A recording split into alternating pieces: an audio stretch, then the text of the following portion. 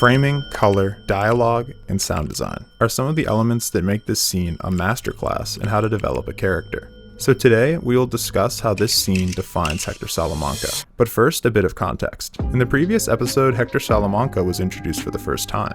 At first, he seemed like a disabled man without much brain function, but that would all change shortly. As Jesse and Walt awaited Tuco's convoy that threatened to bring them over the border and into meth-cooking slavery, they tried to poison Tuco. But Hector put a stop to this, showing he was more than lucid. After Walt and Jesse narrowly escaped death at the hands of Tuco, Hank showed up and killed the man. This forced Walt and Jesse to flee through the hot desert. After hitchhiking back to civilization, Walter had to fake a fugue state, so he was no help to Jesse. Then Jesse had to store his RV with this meathead, and hastily returned to a motel right before he was arrested so he would have an alibi. So, the main idea of this episode was seeing how Tuco's death was still affecting the characters. The idea of Tuco's ghost haunting the characters is repeated over and over throughout the episode. It's no coincidence that the episode's name is Bit by a Dead Bee, which refers to Tuco with his prominent gold grill being dead, but his actions and consequences still affect the characters like a sting from a dead bee. The episode title name is a reference from the classic 1944 film To Have and Have Not. Was you ever bit by a dead bee? Meaning that harm can still come after the source is gone. At this point, Jesse was extremely exhausted from dealing with the lingering pain that came from the raging dead bee that was Tuco. But things were looking up for Jesse when it seemed like the DEA had nothing left on him, all for it to be interrupted by... We arrive at the scene where Hector Salamanca distinguishes himself as not just a loving uncle, but also a true player in the game. This was the moment when Tio became Hector Salamanca. What's interesting about the end of this scene, and what distinguishes it from many other big revelation moments in TV sequences, is what Hector does in the moment itself. The construction begins with an important piece of information. Hank assumes that Hector will be the key to busting Jesse. The scene fundamentally is going to be about how Hector communicates that he doesn't communicate with the DEA under any circumstances. Hank maniacally grins at Jesse as if he is already dead to rights, and then we cut to Hector, giving Jesse a look that strikes fear into his heart. Jesse and Hector's emotional states contrast, and to reflect this, the characters are shot very differently here. This shot of Hector is static, which means it has no camera movement, likely because Vince Gilligan opted for the rare use of a tripod. Opting for a static shot, along with Hector not moving a muscle, indicate Hector's stoic and unmoving will. The shot with Jesse looking through the blinds, however, is a shot with the characteristic Breaking Bad handheld shaky camera style, indicating his fear and unease about the situation. Hector is also clearly lit, and our view of him is not obstructed by anything, reflecting that he has nothing to hide. Opposed to the shots of Jesse where he is concealing himself behind the blinds in a dimly lit room. This clearly represents how he is lying about having no involvement with Tuco, therefore hiding in the shadows. Then it cuts to black, echoing the previous episode's ending when it also cut to black on the shot of Hank looming over Tuco's lifeless body. And in the darkness, you can hear Hector's haunting bell.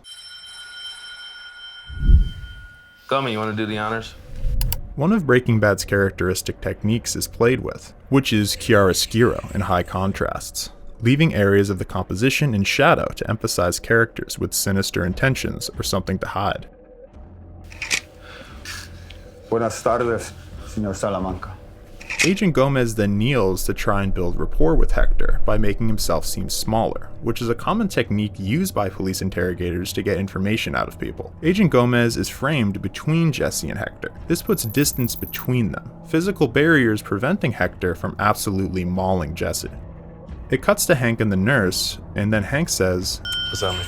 Which mirrors when the meth head 2 seasons later says the same exact thing. What does that mean? The nurse explains that one ring means yes, and no means no bell. That means yes. Yes is a bell, no is no bell. This brilliant use of sound design makes the audience feel a sense of tension because we are waiting for the sound of that bell. Also, it reminds us how Hector communicates with people normally and respectfully, which is important to establish in order to make when Hector violates this all the more impactful. So, we cut to a medium close-up shot with Jesse on the right side of the screen. Then Jesse shouts, Come on, this is bullshit! The word Jesse says here is actually a portmanteau, which is a word blending the sounds and combining the meanings of two others. It represents how the bull, in this case Hector, is going to in this case, diarrhea all over the floor later on in this scene. This is a brilliant use of foreshadowing by utilizing a complex portmanteau embedded within the dialogue. The shot of Jesse and Hector mirror one another, the scared cornered snake on the right and the threatening bull on the left. Agent Gomez interjects. Was this man at your house yesterday? And then the room goes silent, anxiously anticipating Hector's response. Hector demonstrates his power in the scene by meeting the remainder of the DEA's questions with silence. This guy right here, he was at your house, right?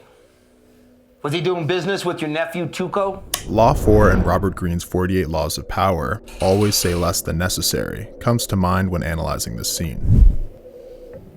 Senor, are you scared of this man? Power is in many ways a game of appearances, and when you say less than necessary, you inevitably appear greater and more powerful than you are. Nah, he's not scared. Hector embodies this and commands a whole room anxiously waiting for the next ring of his bell, making when he doesn't use it build tremendous tension. Come on, Granddad. Don't you want to help us out? And finally, we have arrived at the climactic, pivotal moment of the scene.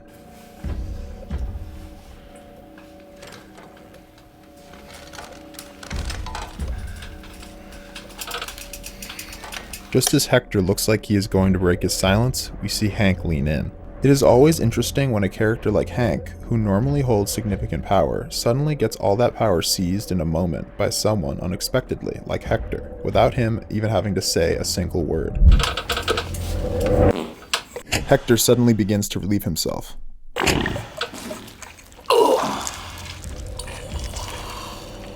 Although it's a bit obvious, it's impressive Hector was able to make everyone immediately recoil with just a whiff of his excrement. Oh, man.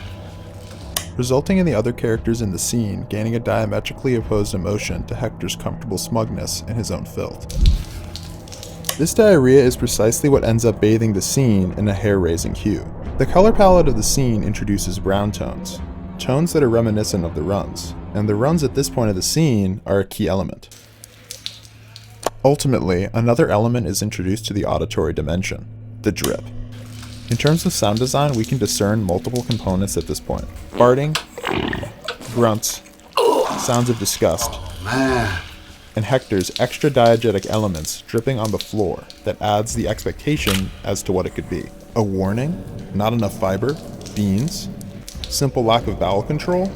1,000 possibilities race through our minds and the noses of the characters. Then we cut to Hank, wearing a shirt the texture of butt piss, symbolizing how Hector was directing his stool at the DEA. I guess that's a no. Hank's response and angry look towards Hector points to this as an intentional act of disrespect, a direct disrespect to law enforcement. While Hector gets firmly established as him in this scene, it has another broader purpose, which is to further solidify Hector's reputation as someone who would never snitch. Robert Greene's 5th Law of Power states, "So much depends on reputation, guard it with your life." Hector used his reputation to his advantage 2 seasons later when he decided to work with Walter. They made Gus believe that Hector went to the feds, which in Gus's mind meant Hector must truly be at the end of his rope. Gus wanted to personally see Hector's demise, resulting in Hector farming levels of aura that rivaled even Heisenberg. Perhaps, if the end of Hector Salamanca was this explosion, then this explosion from Season 2, Episode 3 was Tio's.